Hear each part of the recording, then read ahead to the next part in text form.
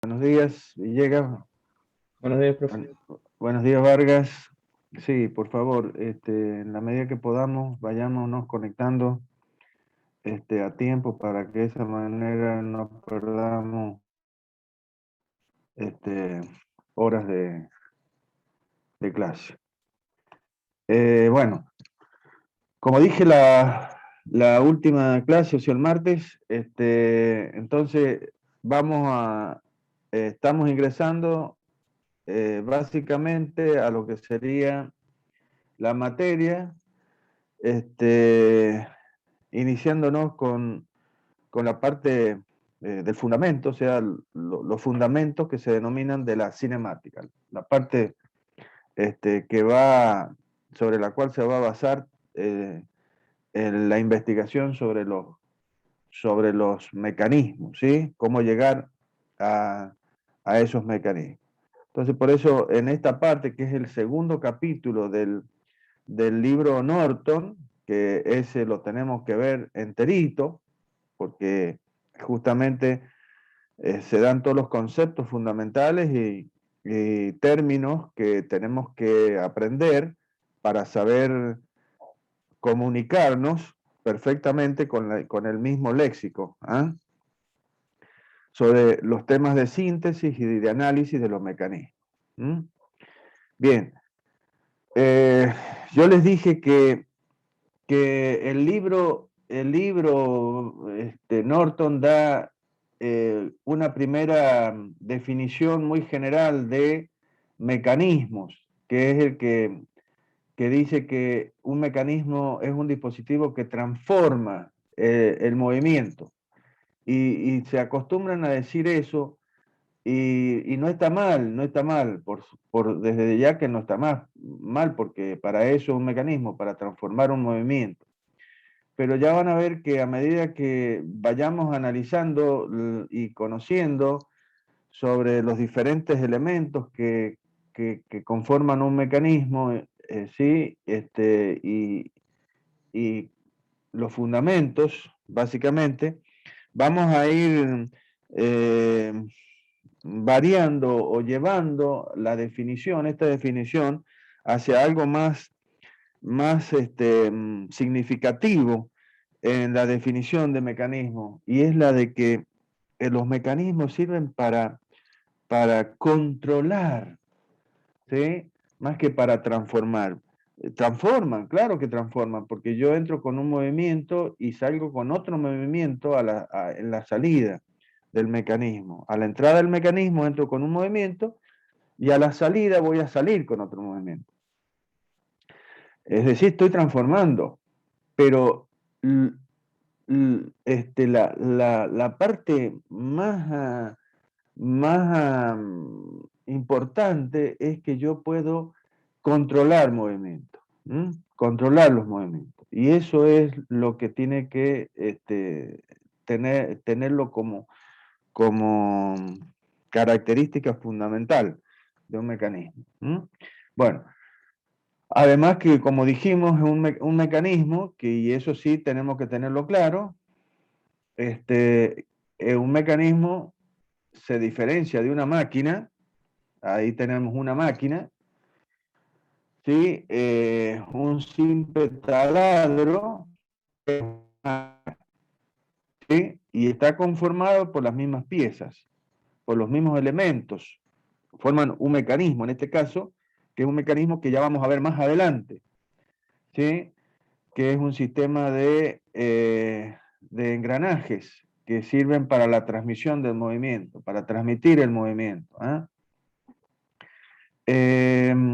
Entonces, ahí lo que estamos viendo básicamente es una máquina donde tenemos un motor, que es justamente el motor eléctrico, donde es el que entrega el movimiento, es lo que ya vamos a llamarle más adelante lo que es la entrada, y está en este caso definida por un motor, esa entrada, a ese mecanismo, que está conformado en este caso por un par de engranajes, ¿sí? Ese sería el mecanismo en este caso, que convierte el movimiento, ¿sí? Y finalmente tenemos lo que se denomina el órgano de trabajo, que va a ser, ¿qué cosa? La herramienta, que en este caso es una mecha o broca, ¿ah? Para realizar un agujero, básicamente. ¿Mm? Entonces, ahí tenemos los diferentes elementos que conforman básicamente un órgano, un sistema para realizar una máquina, digamos así. ¿Ah? El motor, el mecanismo y el órgano de trabajo. Dijimos realmente que la diferencia entre máquina y mecanismo, era básicamente no una diferencia de clase, no son clases diferentes, sino como ya lo vamos a ir viendo y lo vemos de cualquier manera y tratamos de ir en el PowerPoint de ir mostrando justamente esto para que ustedes tengan una idea visual hablando, y es el hecho de que la máquina y el mecanismo son clases iguales. Lo que los diferencia son los grados. El grado en el que se ponen en juego las fuerzas, tanto estáticas como de inercia, y la potencia que se transmite. Desde ya, como vemos, un taladro no es un mecanismo, sino que es una máquina, porque con él hacemos agujeros por arranque de viruta, ya sea en una madera, en un metal o en el cemento, ¿sí? Y para eso debemos tener que poner en juego fuerzas de importancia y potencia de importancia. Ya les di el ejemplo de el hecho de que un mismo mecanismo, como mecanismo, sería, por ejemplo, la silla plegable o la lámpara que usa el dibujante, que es básicamente, como ya vamos a ver, es un sistema de cuadrilátero plano y que para lo único que sirve es para poner una lámpara en una posición determinada dentro del lugar de trabajo, ¿m? Para iluminar algún lugar de trabajo dentro del tablero. Este, Es decir, ese mecanismo pone en juego muy pocas fuerzas y por lo tanto potencia. Pero el mismo mecanismo está utilizado en como yo les dije, en una retroexcavadora. Es exactamente el mismo mecanismo, pero ustedes saben que una retroexcavadora mueve cantidades de tierra, ¿sí? Que son interesantes y por lo tanto ese mecanismo, su diseño, su tamaño, tiene que estar acorde a las fuerzas y a las potencias que...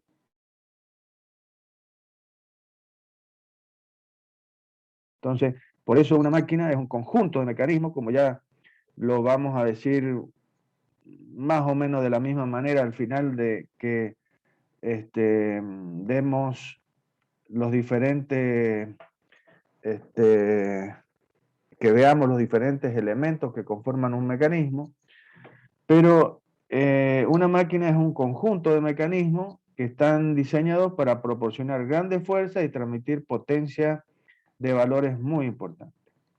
También les dije que podría suceder que los mecanismos funcionen a muy bajas velocidades.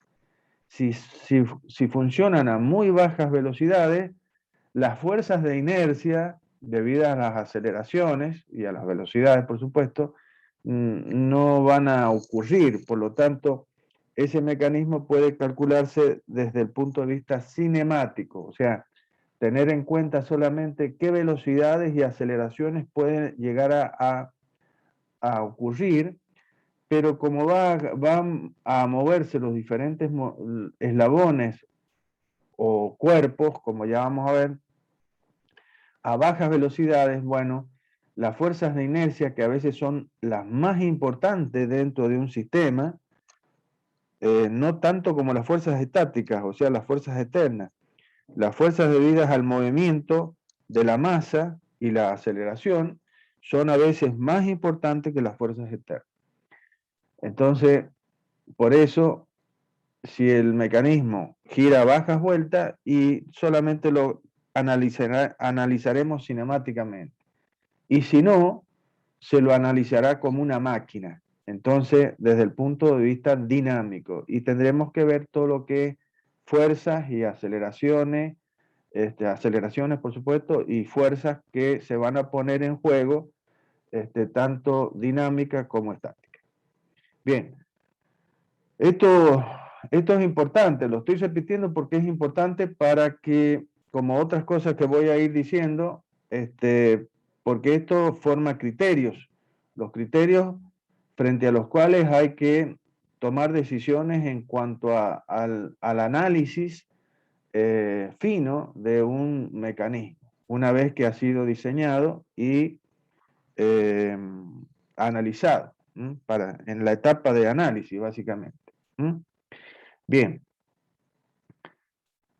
perfecto. Entonces, tenemos claro esto, vamos a entrar en lo que son los fundamentos de la cinemática y que son muy importantes para poder entender cómo analizar a los mecanismos, ¿sí? Lo primero que vamos a tener que tener claro es los grados de libertad que, como vamos a ver, hay una diferencia entre grados de libertad de un cuerpo y grados de libertad de un mecanismo. Hay que tener claro, bien claro esta diferencia, ¿sí? De cualquier manera, los grados de libertad, básicamente en un sistema mecánico, ¿sí? Ojo que a veces un sistema puede estar conformado por un solo cuerpo, ¿sí? O podría estar conformado por muchos cuerpos o por varios cuerpos que conforman, por ejemplo, un mecanismo. Pero también la definición es, y en este caso, sobre todo, esta definición le cabe mejor para el caso de analizar un cuerpo, moviéndose en el plano o en el espacio. Entonces, los grados de libertad básicamente me permiten clasificar a los sistemas mecánicos a través a través de saber cuántos grados de libertad posee el mismo, ¿sí? Entonces, un sistema mecánico puede clasificarse de acuerdo con el número de grados de libertad que posee. El grado de libertad de un sistema o de un cuerpo es entonces el número de parámetros independientes. No se olviden de esa palabrita, independientes, parámetros independientes, ¿sí? Que normalmente son medidas, que necesitamos definir para dar la posición de ese cuerpo en el plano o en el espacio en cualquier instante. ¿Estamos de acuerdo? Entonces, vuelvo a repetir, los grados de libertad de un sistema o de un cuerpo es el número de parámetros independientes, es decir, medidas, variables, que se van a necesitar o que yo necesito o ustedes necesitan dar o definir para dar la posición en el plano o en el espacio en cualquier instante.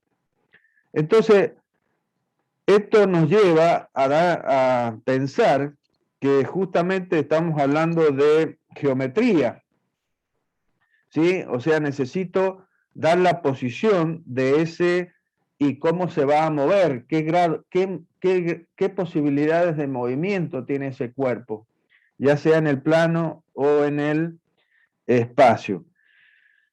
Por lo tanto, necesitaremos para poder expresar esto, vamos a necesitar de un marco de referencia, o sea, de un sistema de referencia, ya sea plano o ya sea espacial. Por eso es que estamos viendo el caso planar, o sea, en el caso de que estemos en 2 dimensiones, y vemos un cuerpo que está dado, definido por un lápiz, ¿sí? En este caso, y que como vemos conforma un cuerpo rígido. Este lápiz es un cuerpo rígido que se va a mover en ese plano, donde yo tengo un sistema XY. Entonces, ¿cómo vamos a definir la posición de ese cuerpo rígido dentro de ese sistema de referencia? Habrían varias formas de definirlo. Normalmente la más utilizada sería usar coordenadas, en este caso, coordenadas polares. En el caso de que definiéramos en función de la posición de ese lápiz, pero en el espacio, las coordenadas polares se transforman en coordenadas cilíndricas, si se acuerdan de lo visto anteriormente en otras materias. En este caso, vamos a usar lo que se denominan las coordenadas polares. Y para ello, vamos a hacer uso o vamos a necesitar de dar la posición de un punto de ese cuerpo rígido. Aquí les vuelvo a recordar lo que era un cuerpo rígido, ¿sí? Un cuerpo rígido era aquel conformado por una multiplicidad de partículas, una gran cantidad de partículas, las cuales mantenían su interdistancia constante con la aplicación o sin la aplicación de fuerzas. ¿Estamos de acuerdo? Entonces, un cuerpo rígido es una gran cantidad de partículas las cuales se mantienen su interdistancia constante con o sin la aplicación de fuerza. Esto está siendo grabado y lo van a poder escuchar todas las veces. Y eso me permite también decirles que estas definiciones posiblemente son preguntas de parcial. Entonces, denle importancia a estas cosas porque a veces no les damos esas importancias. Este cuerpo rígido, para que nosotros podamos definir su posición, les estoy recordando cosas que han visto en mecánica racional o teórica, o en la física. Para que nosotros podamos dar la posición de un cuerpo rígido en el plano o en el espacio, no podemos darlo con un punto nada más, porque con un punto, o definiendo la posición de un punto respecto a un sistema de referencia, daríamos su ubicación lineal dentro de ese sistema de referencia. Pero nos faltaría algo para dar su orientación angular o su posición angular. ¿Sí? Entonces, con un punto podemos dar su posición lineal y necesitaríamos de otro punto para poder definir su orientación angular. ¿Y por qué? Y porque si tengo 2 puntos, yo puedo definir un segmento. Un segmento es una línea que tiene principio y final. No me acuerdo si lo he dicho antes. Lo que pasa es que como estoy permanentemente dando consulta bueno, puede ser que me acuerde de que lo he dicho en una consulta. Pero el tema es que yo para poder definir la posición de un cuerpo necesito de 2 puntos, porque 2 puntos me definen un segmento dentro del cuerpo. Ya vamos a ver más adelante que yo podría tener infinitos segmentos que definan a un cuerpo, básicamente, ¿sí? Pero a través de uno de esos infinitos yo puedo dar de ese segmento, puedo dar ¿qué cosa? La orientación angular, porque voy a dar el ángulo que ese segmento y por lo tanto el cuerpo forma respecto de uno de los ejes, que sería el ángulo θ. Entonces, para dar la posición de ese lápiz o cuerpo rígido en el plano, necesito justamente de la coordenada de un punto, que va a ser la coordenada X y la coordenada Y, y que me van a dar la posición lineal, y un ángulo, que es ese ángulo θ, que me va a dar su orientación angular en el plano. Por lo tanto, ¿cuántos parámetros he necesitado? He necesitado de 3, la coordenada X, la coordenada Y y la coordenada θ. Eso quiere decir que un cuerpo en el plano tendría 3 grados de libertad y están definidos por esos 3 parámetros que son independientes entre sí, básicamente. Bien.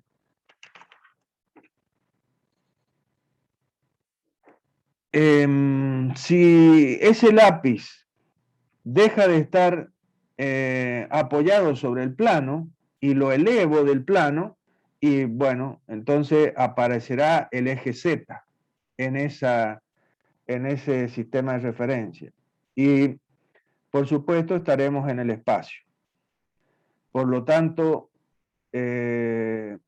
para poder dar la posición de ese cuerpo en el espacio, y tendremos que utilizar, en el caso de dar la posición de un punto, 3 coordenadas, que serían la coordenada X, la coordenada Y y la coordenada Z. Y después, para dar la posición o orientación angular, y lo tendremos que referenciar a los 3 ejes. O sea que tendremos un ángulo θ, delta y phi, si quieren llamarlo como quieran, no importa.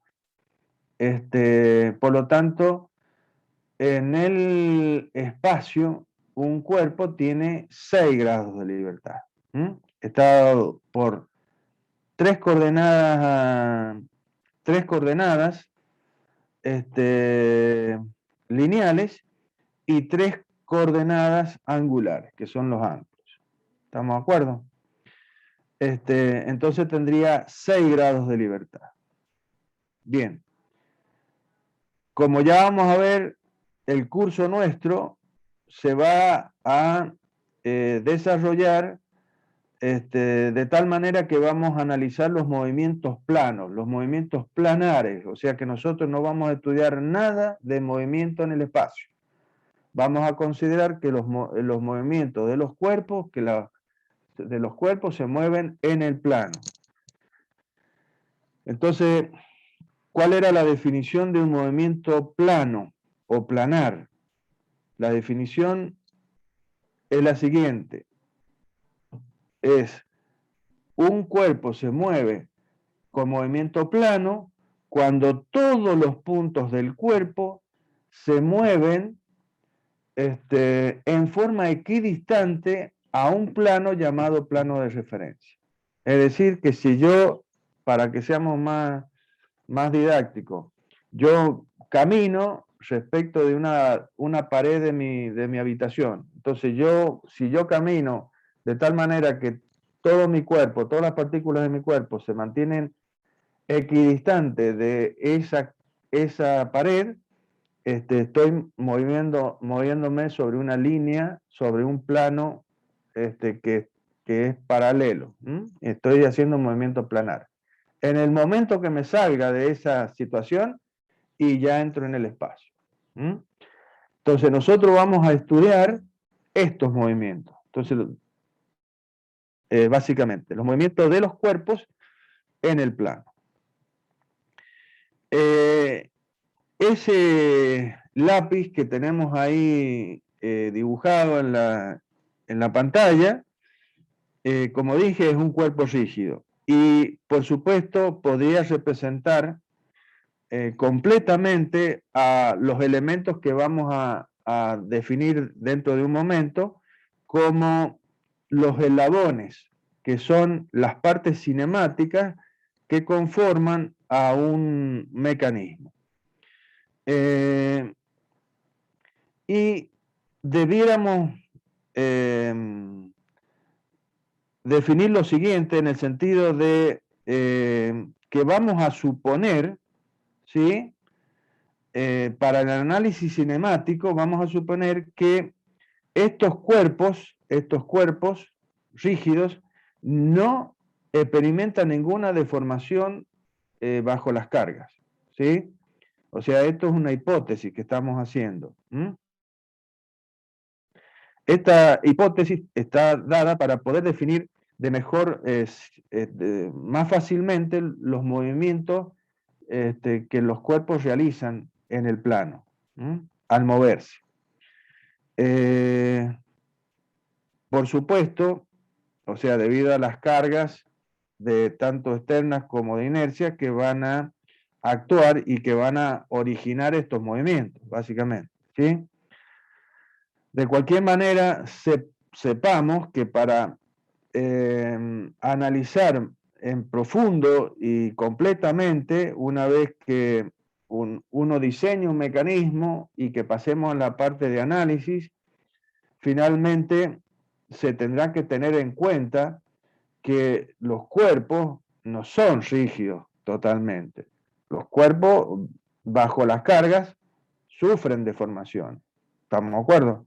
Entonces, para tener una idea más completa y exacta de cuál va a ser el comportamiento del cuerpo, deberá, una vez que se ha analizado cinemáticamente los movimientos de los cuerpos, también va a incorporarse el concepto, o sea, el cálculo correspondiente a la deformación sufrida por el cuerpo y por los diferentes puntos, cómo se va no a corregir, sino a variar el movimiento de los puntos debido a que el cuerpo, además de moverse, se deforma.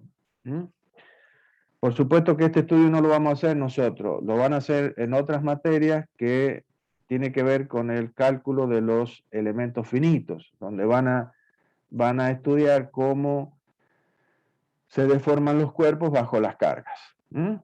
Y en el estudio, en el análisis completo de los cuerpos o de los elementos o eslabones que conforman un mecanismo, ustedes tendrán que tener todo el estudio completo, tanto del movimiento cinemático como de las deformaciones debido a la dinámica del mecanismo. Bien. Pero vuelvo a repetir, nosotros estamos en la etapa de conocer, de conocer los fundamentos correspondientes a la cinemática, y básicamente si estaríamos en la parte de la síntesis, tratando de determinar el dispositivo que va a cumplir con nuestra necesidad de controlar movimiento. Entonces, digamos que no tenemos idea de qué tamaño ni de qué forma tienen los cuerpos, ni de con qué materiales los vamos a hacer, por lo tanto las propiedades de los materiales, ni de las cargas que van a estar soportando, digamos así. Solamente estamos en la etapa de cinemática, de análisis de movimiento. Entonces, para los fines de esta parte de síntesis y análisis cinemático, vamos a considerar que los eslabones son o elementos que conforman a un mecanismo, son rígidos y no poseen masa. Como ya van a ver, nosotros en la síntesis vamos a analizar a un mecanismo, vamos a determinar un mecanismo, esquemáticamente lo vamos a definir como un eslabón, lo vamos a definir a través de su eje baricéntrico, o sea, una línea que va a representar a ese eslabón. ¿Mm? Bien. Perfecto. Entonces, hemos definido de vuelta lo que es un movimiento, un cuerpo rígido, hemos definido lo que es un movimiento plano. Les voy a repetir, pueden ser posibles preguntas de parcial. Yo siempre voy diciendo esto para que vayan abriendo los ojos y el oído para que vayan teniendo en cuenta las posibles preguntas. Bien, otra cosa que debemos repasar un poquito es los tipos de movimientos que podría tener un cuerpo. Un cuerpo libre en el espacio, un cuerpo rígido, libre de moverse en el plano o en el espacio, normalmente sabemos va a tener movimiento plano general. Ojo que movimiento plano y movimiento plano general no es lo mismo. Movimiento plano o planar es el que yo les he definido recién, que es que los cuerpos, todos los puntos de un cuerpo se mueven de tal manera que se mantienen equidistantes a un plano llamado de referencia, a un plano de referencia. Y el movimiento plano general es justamente al que llamamos el movimiento de rototraslación, o también llamado movimiento complejo. O sea, movimiento plano general, o movimiento de rototraslación, o movimiento complejo, son sinónimos de lo mismo. Entonces, el movimiento de rototraslación, o movimiento plano general, sería justamente la combinación de movimientos de rotación y traslación, donde la rotación y la traslación son movimientos independientes, ¿sí? Que ya se los defino, los recuerdo un cachitito más, también, más adelante. Entonces, en el caso de ese movimiento general, de ese movimiento de rototraslación, si nosotros estamos en el espacio, como dijimos recién, deberíamos definirlo a ese movimiento a través o sea, ese cuerpo podría estar moviéndose, trasladándose y rotando respecto de un eje cualquiera en el espacio, un eje que forma un determinado ángulo con los tres ejes de referencia, X y Z, ¿sí? Y por lo tanto deberemos definir el movimiento con tres ángulos, básicamente. Y el desplazamiento en lineal, digamos así, a través de las coordenadas X y Z, como lo dije anteriormente. O podrían estar moviéndose